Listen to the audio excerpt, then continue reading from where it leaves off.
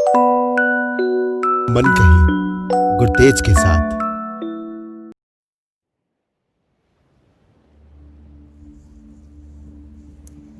मौन। मौन से शुरू होते हैं प्रभु श्री राम। मौन से आगे आते हैं भगवान बुद्ध। मौन के बाद समझ आते हैं नानक।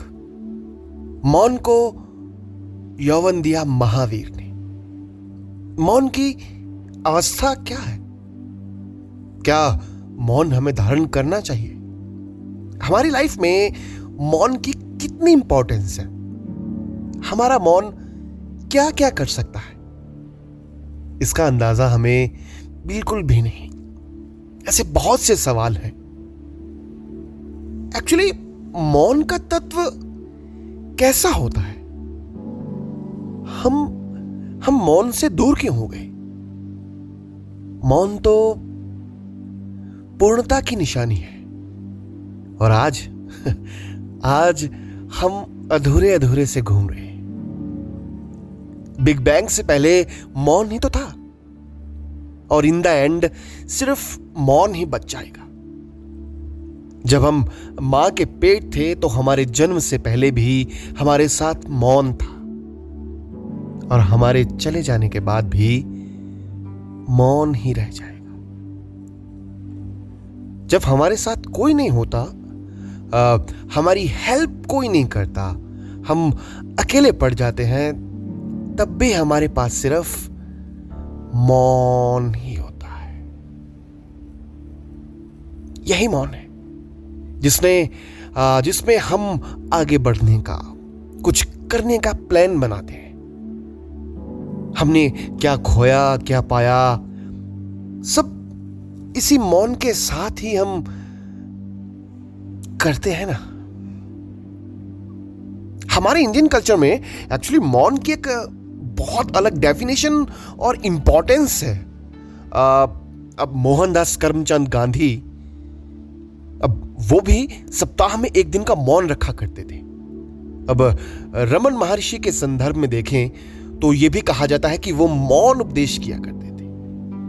अब बहुत से जैन साधु भी मौन को धारण करते हैं, और सनातन धर्म में तो ऐसे अनेकों साधु हैं जो हिमालय की चोटियों में मौन साधना में लीन हैं। आधुनिक दौर की सोसाइटी में कई बार हम बहुत फेड अप से हो जाते हैं, है ना? कुछ समझ ही नहीं लगता कि करें क्या, अपने माइंड को रीसेट कैसे करें। जैसे खुले खेत में घूम रहे जंगली जानवरों की तरह जो हमारी माइंड में डिप्रेशन घूम रही है, उसको कैसे भगाएं? इसका एक ही हल है, मौन। I am not joking. कभी प्रैक्टिकल करके देखना। मौन मीन बाहर से अंदर तक चुप रहना, और बाहर से अंदर की ओर जाना। जैसे हम अपनी वेकेशंस में बाहर घूमने जाना पसंद करते हैं ना, ताकि हम फ्रेश हो सके। हम जाते हैं, कभी गोवा प्लान कर लिया, कभी शिमला प्लान कर लिया, और कभी नॉर्थ ईस्ट प्लान कर लिया। पर क्या कभी अपने अंदर जाने का प्लान बनाया है? नहीं ना। एग्जैक्टली। मौन से पहले हम बाहर से शांत होते हैं, और फिर बाहर की शांति को अपने अंदर महसूस करते हैं। कभी किसी से मौन रहकर बात करके देखना, बहुत अच्छा लगेगा। आपने किया भी होगा बहुत से लोगों ने। और कभी मौन रहकर किसी से बात करके देखना, बहुत अच्छा लगता है। एक सुप्रीम हॉली सी पावर है इस मौन में। मौन रहकर किया गया वर्क है ना, जो हमेशा सक्सेसफुल रहता है। पर नहीं, आज के इस शोरगुल के दौर में हम शोर ज्यादा और काम कम करते हैं, और इसलिए इस सब शोरगुल में हम गुम होकर रह गए। हमारी लाइफ में, हमारी डेली लाइफ में, हमारी माइंड में, हमारी म्यूजिक में, हमारे वर्क में बस शोर और भाग दौड़ ही बची है। अब आजकल के माहौल को देख लीजिए। मौन रहकर किया गया हमारा ध्यान साधना, कोई भी काम, हमारा जप एक मोर पावरफुल होता है। मौन के बिना हम सेल्फ ग्रोथ, स्वयं का विकास कभी नहीं कर सकते। ये हमें एक अलग सी एनर्जी भर देता है। हाँ, इसके बहुत से फायदे भी हैं।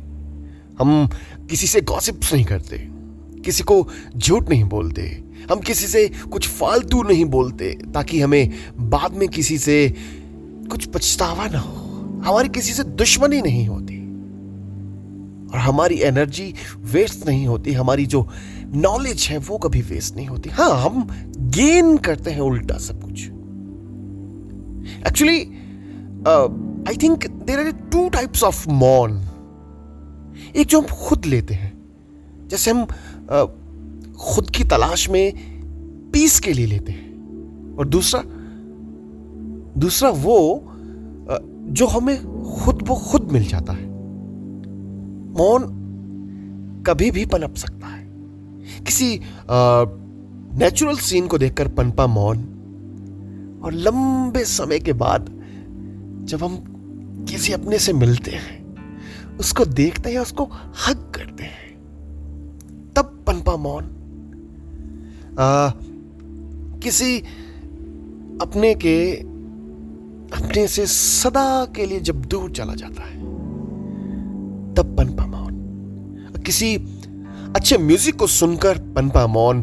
कभी किसी की बातों, कभी किसी के एक शब्द, किसी की एक हरकत, ये भी हमें मौन कर देती है। मौन रहने के कितने फायदे हैं ना। हमारे बड़े बुजुर्ग भी अक्सर कहते हैं कि जितना मौन रहोगे उतना सुखी रहोगे। एक बात और, किसी भी मंदिर या किसी अन्य धर्म स्थल पर जाकर या नेचर की गोद में, किसी प्रकृति की गोद में जाकर कभी सोचा कि हम शांत क्यों जाते हैं? सोचा आपने? नहीं ना? एग्जैक्टली। एक्चुअली वहां भी एक मौन पसरा हुआ है, एक मौन का वास है वहां, जो जहां केवल पूर्ण विराम है।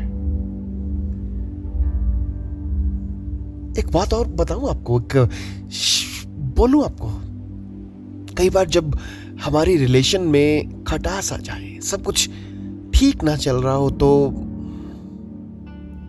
कुछ देर के लिए मौन हो जाओ यार। लड़ो मत अपनों से, क्योंकि इस लड़ाई में हमारे बहुत से रिश्ते हमसे छूट जाते हैं सदा सदा के लिए। तो ऐसे समय पे मौन हमारी बहुत हेल्प करता है। किसी बात का हल ना निकल रहा हो तो मौन हो जाओ। प्यार का इजहार हो या किसी की बात का विरोध, मौन उसे एक्सप्रेस करने का सबसे बढ़िया वे है।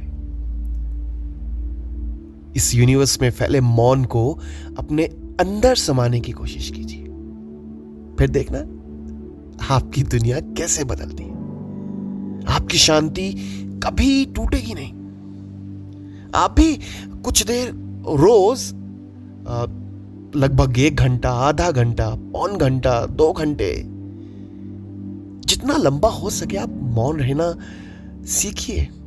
कोशिश कीजिए जितना भी आपसे हो सके। कभी किसी पहाड़ पर खड़े होकर, कभी गहरी अंधेरी रात में चलते खुद को ढूंढते हुए, कभी किसी नदी के पानी में, चांद की तलाश में उड़ती चकोर के उड़ान में, हवा में बिखरे इस मौन को महसूस करके तो देखिए। तलाशिए तो आप पूर्ण महसूस करेंगे। आप खुद को पालेंगे, और जिस दिन आपने खुद को पा लिया, आपके पास खुद ब खुद आ जाएगा मौन।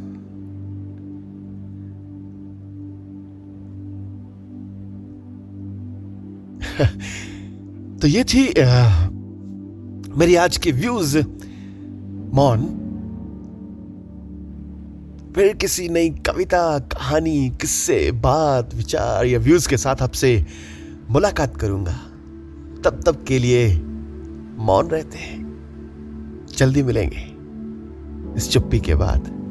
आपका दोस्त गुरतेज।